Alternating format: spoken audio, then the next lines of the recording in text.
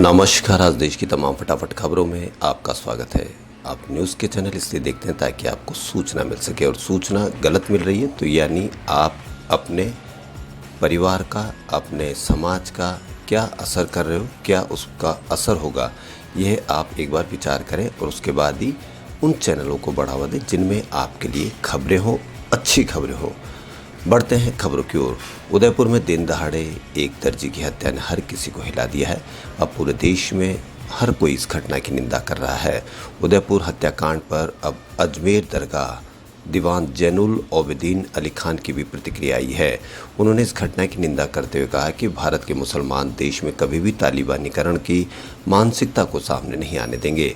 उदयपुर में 2 लोगों ने एक दर्जी की हत्या कर दी और ऑनलाइन वीडियो पोस्ट करते हुए कहा कि वे इस्लाम के अपमान का बदला ले रहे हैं। जैनुल आबिदीन अली खान ने एक बयान में कहा कि कोई भी धर्म मानवता के खिलाफ हिंसा को बढ़ावा नहीं देता है। विशेष रूप से इस्लाम धर्म में सभी शिक्षाएं शांति के स्रोत के रूप में काम करती है। उन्होंने कहा कि इंटरनेट पर सामने आए भीषण वीडियो में कुछ गैर नैतिक दिमागों ने गरीब आदमी पर क्रूर हमला किया, जिसे इस्लामी दुनिया में पाप माना जाता है।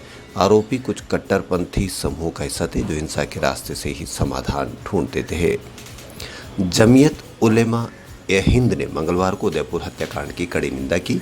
जमीयत उलेमा हिंद के महासचिव मौलाना हसमुद्दीन कासमी ने उदयपुर में नरशंस हत्या की घटना की निंदा करते हुए इस घटना को देश के कानून के और धर्म के खिलाफ बताया। उन्होंने कहा कि जिसने भी इस घटना को अंजाम दिया है उसे किसी भी तरह से जायज़ नहीं ठहराया जा सकता है। यह देश के कानून और हमारे धर्म के खिलाफ हैं। हमारे देश में कानून की व्यवस्था और किसी को भी कानून को अपने हाथ में लेने का अधिकार नहीं है। इसी के साथ मौलाना हकीमुद्दीन कासमी ने देश के सभी नागरिकों से अपनी भावनाओं पर संयम रखने और देश में शांति बनाए रखने की अपील की है।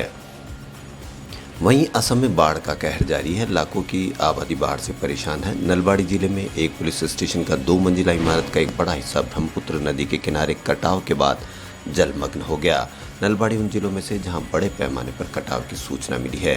पूरे घटनाक्रम का एक वीडियो सोशल मीडिया पर वायरल हो रहा है, जिससे ग्रामीणों को अपने फ़ोन से पूरे दृश्यों को रिकॉर्ड करते हुए देखा जा सकता है।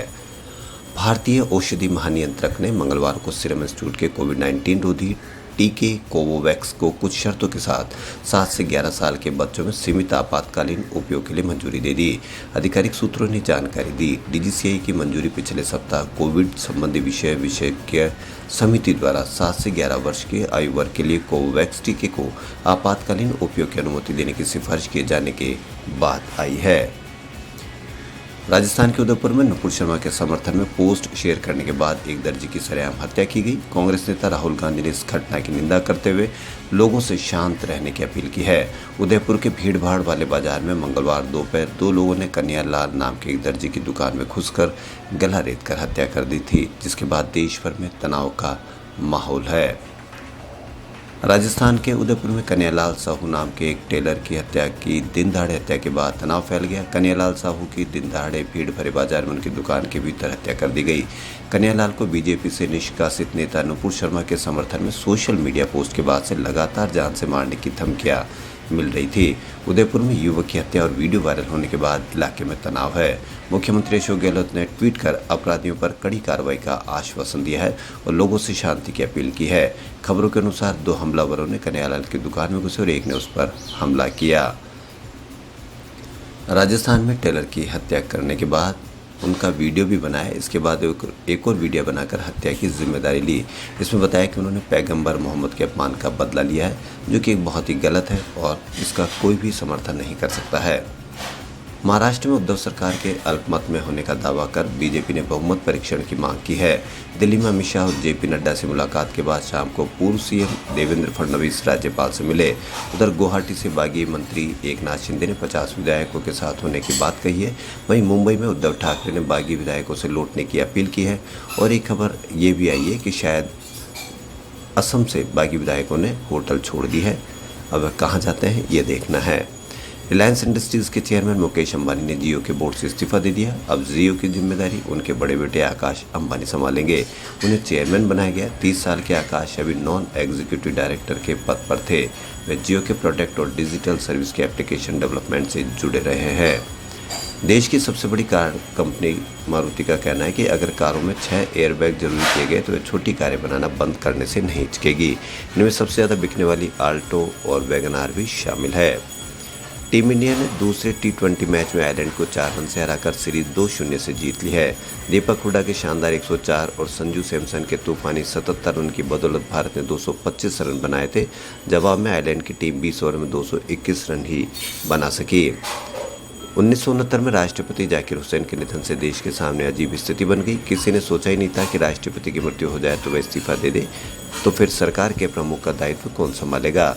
तब नए नियम लाए गए। इसी तरह 1967 के राष्ट्रपति चुनाव में 17 और 1969 में 15 उम्मीदवार मैदान में उतर गए। तब कैंडिडेट की संख्या पर लगाम लगाने के लिए फिर नए नियम लाने पड़े। एक चौधरी हरि राम नाम के शख्स भी थे जो राष्ट्रपति पद की शुरुआती 4 चुनाव लड़े थे। मानसून की राह बड़ी मुश्किल है। आमतौर पर अब तक कश्मीर पहुंचने वाला मानसून 12 दिन से यूपी बिहार की सीमा पर अटका हुआ है। यह 17 जून को मई जिले के पास पहुंच गया था, लेकिन गर्म हवाओं के कारण आगे नहीं बढ़ पा रहा है। ऐसा पहले कर्नाटक में भी हो चुका है। बॉलीवुड में स्पोर्ट्स पर कई फिल्में बन चुकी हैं। पिछला रिकॉर्ड देखते हुए बॉलीवुड एक्टर्स और डायरेक्टर्स स्पोर्ट्स पर ज़्यादा फोकस हो गए हैं। चक दे इंडिया, भाग मिल्खा भाग, दंगल जैसी फिल्में यह भरोसा दिलाती है कि स्पोर्ट्स बेस्ड बायोपिक बनाना घाटे का सौदा नहीं है। तो ऐसी हम फिल्मों की बात करते हैं जो स्पोर्ट्स बेस पर बनी है। अनुष्का शर्मा चकदा एक्सप्रेस से फिल्मों में वापसी करने के लिए पूरी तरह तैयार है। वो इस फिल्म में भारतीय क्रिकेटर झूलन गोस्वामी का रोल प्ले कर रही है। ये फिल्म झूलन के करियर की हाइलाइट्स के इर्द गिर्द घूमती नजर आएगी।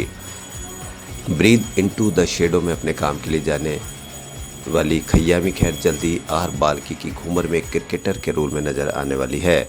इस फिल्म में अभिषेक बच्चन सयामी के कोच के रोल में नजर आएंगे। दिलचस्प बात यह है कि सयामी ने महाराष्ट्र के लिए स्कूल स्तर पर क्रिकेट खेला और यहाँ तक कि वो नेशनल टीम में भी खेल चुकी है। अपनी बेहतरीन एक्टिंग के लिए जाने जाने वाली तापसी पन्नू भी शाबाश मिट्ठू में भारतीय महिला राष्ट्रीय क्रिकेट टीम की पूर्व कप्तान मिताली राज के रूप में बड़े पर्दे पर नजर आएगी। ये फिल्म मिताली राज की लाइफ पर आधारित है। आज 28 जून से चंडीगढ़ में जीएसटी काउंसिल की 47वीं बैठक शुरू हो चुकी है। काउंसिल 6 महीने के अंतराल के बाद बैठक कर रही है। मीडिया रिपोर्ट्स के अनुसार 2 दिन तक चलने वाली इस बैठक में ऑनलाइन गेमिंग, कसिनो और घोड़ों की रेस पर 28% जीएसटी लगाने पर विचार किया जा सकता है। राज्य के वित्त मंत्रियों के पैनल की तरफ से ऐसा एक प्रस्ताव पेश किया गया है।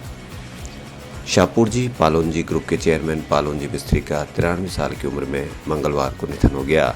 शाहपुरजी पालोनजी ग्रुप देश के सबसे प्रतिष्ठित कारोबारी घरानों में से एक है, जिसका कारोबार कंस्ट्रक्शंस, इंजीनियरिंग, रियल एस्टेट समेत कई अन्य फील्ड में फैला हुआ है।